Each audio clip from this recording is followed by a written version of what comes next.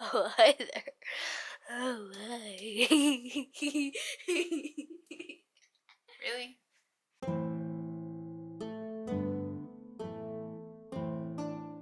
Christoffer friends, welcome back to Opus Elenae, where we return time and again to the one true century, the 14th. If you've been around here for any amount of time at all, you'll know how much I love modular clothing. Mostly that's taken the form of capsule wardrobes here on the channel, but even just one dress can look very different depending on the accessories used. In this video, I'll be making a short-sleeved Cotehardie and some silk sleeves to go with. These kinds of dresses were popular from the middle of the 14th century into the 15th. They allowed people to dress their clothing down with plain sleeves, dress them up with decorative sleeves, or even to forgo sleeves entirely for particularly messy jobs.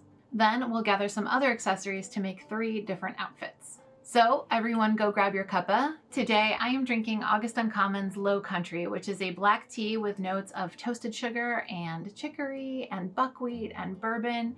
It's lovely and warm for the slightly wintry weather we're having down here. Let's get into it.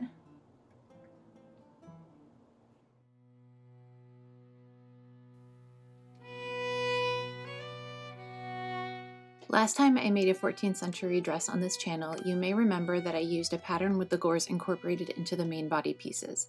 This is convenient, but not really super accurate. With this one, I'll be constructing the dress with front and back panels that are cut straight from the hip and have separate triangular gores for hem fullness. That means I'll have to tweak the pattern I have to remove the incorporated gores.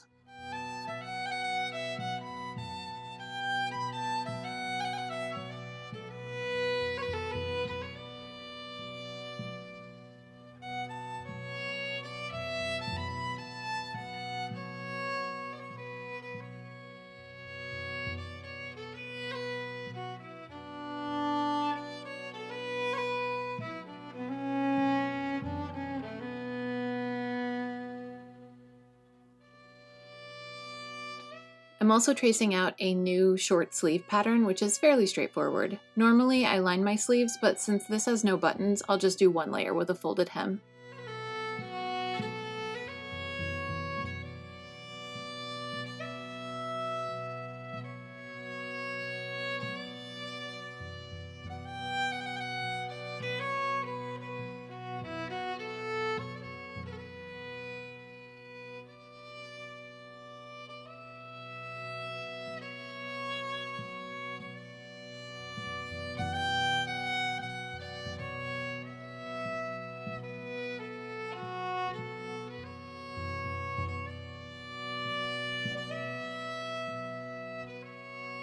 I like to have my fashion and lining pieces incorporated into one pattern piece. It's less to keep track of.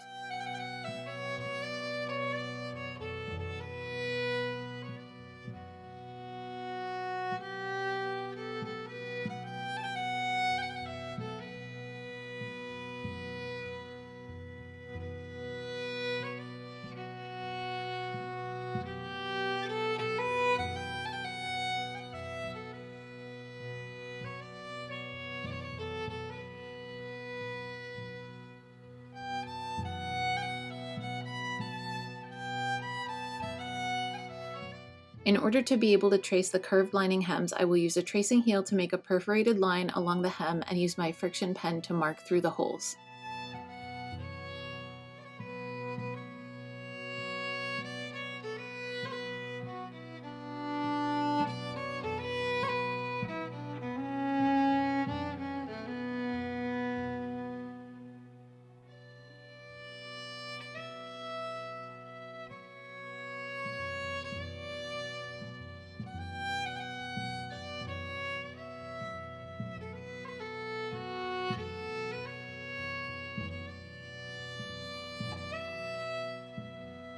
To get an accurate length for the front and back panels, I could pull out the big pattern with the incorporated gores and use that to mark the length. Or I could take the shortcut and measure 60 inches from the shoulder seam, which is the length from my shoulder to the floor. This gives me about an inch for the hem so the dress doesn't drag on the floor because I will definitely trip and kill myself.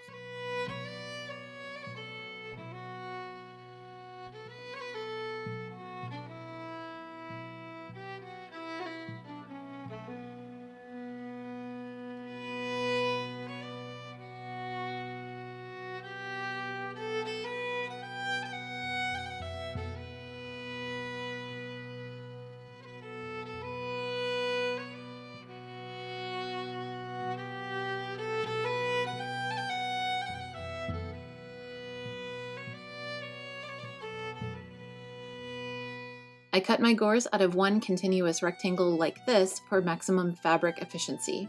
Only one gore will be pieced down the center, and that can go in either the front or back of the dress. I like to sew that gore together and then fill the seam allowances before I insert it. The width of the rectangle is the length of the straight side of the skirt section. That way, the shortest part of the gores will be the correct length. Do not make your triangle sides that length or they will be too short in the middle. The length of the rectangle depends on how much fabric I have, but it will end up being twice the width of your gores. I usually try to aim for about 20 inches of width per gore, which would give me a rectangle 40 inches long. I generally like my side gores to start just where my hips start to flare out, as it makes the nicest line on my body. The back gore likewise starts from just below the small of my back, and the front gore will, in this case, start just below the button placket. I went to finish the seam allowances of both dress and lining for strength and structure, so I'll start by assembling them separately and felling down all of the seams of the lining and matching seams of the torso of the dress. I am going to take care to fell each seam so that when they are put together, the felled allowances will lay to opposite sides of the stitching line. This will prevent bulk along the seams.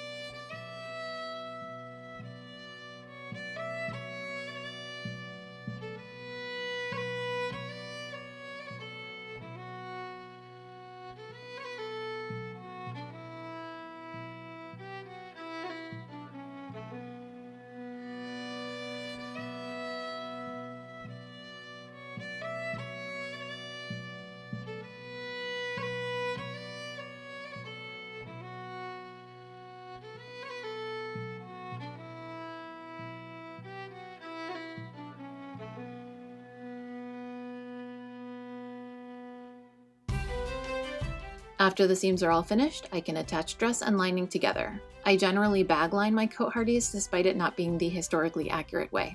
I like the way it looks, and it's easy.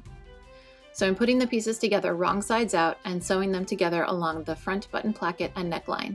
Then I'll clip the curves and turn it right side out. I'm not too worried about the arm side edges as they will be finished differently.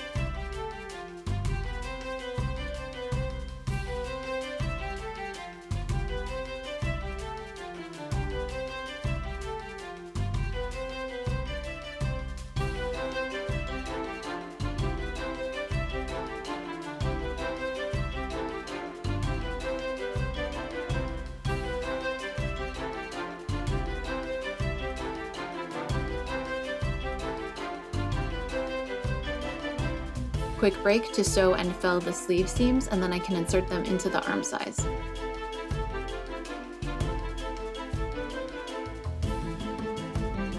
I like to machine sew them to the fashion layer, clip the curves of the seam allowances, and then trim and turn the lining seam allowances under and whip stitch them down, securing the lining and enclosing the raw edges at the same time.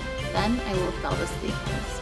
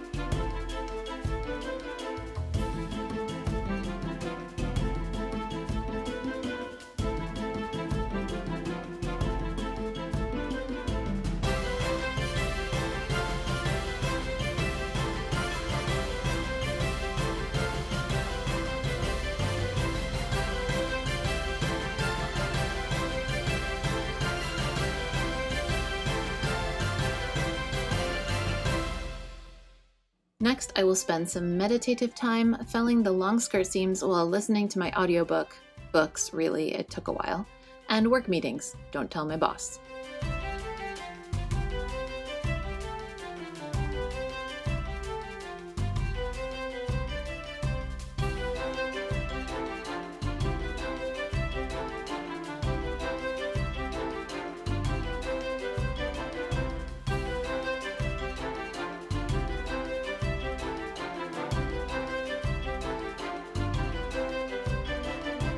Before I hem the dress, I need to even up the gores. I'm using the same measurement I used before, the length of the straight sides of the body panel, and marking that measurement in an arc along the bottom of the gore.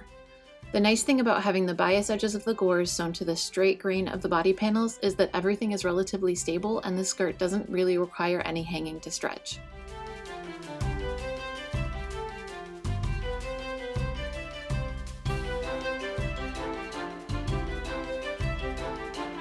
I will finish up the dress construction by hemming with a simple double-folded and machine-stitched hem.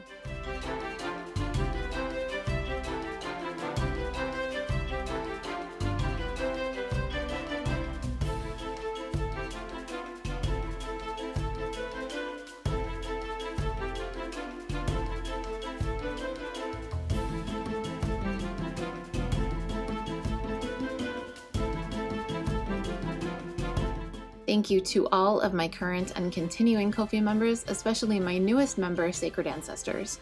Your support and the support of all of my members and croissants makes it easier to do what I do and to provide quality content for everyone.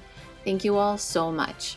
Stick around after this brief commercial break for the buttons and silk sleeves.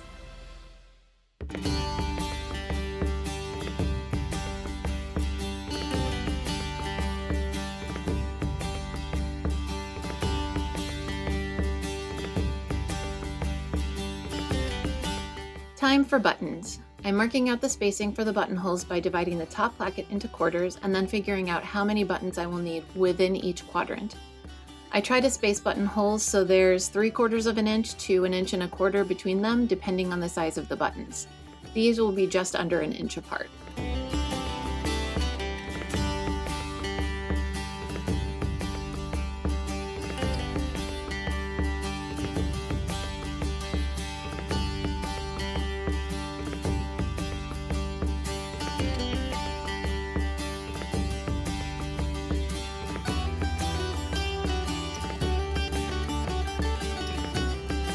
I never have enough time to hand sew large quantities of buttonholes, so instead I pulled out my modern machine because it has one-touch buttonholes and I'm lazy.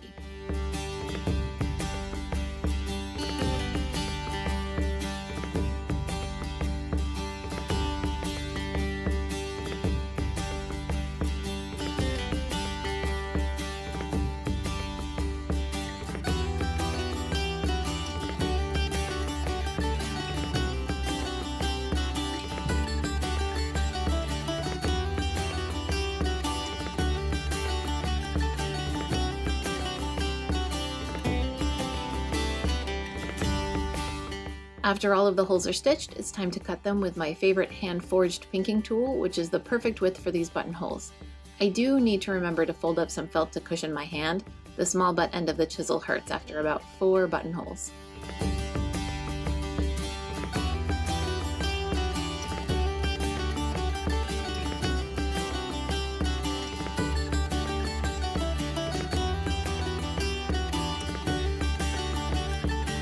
Next, I will use the buttonholes to mark the placement of the buttons, which aren't they just the cutest? Quatrefoils are some of my favorite medieval motifs, and these can be found at Bad Baroness's, which will be linked in the description. I have loved literally everything I have bought there.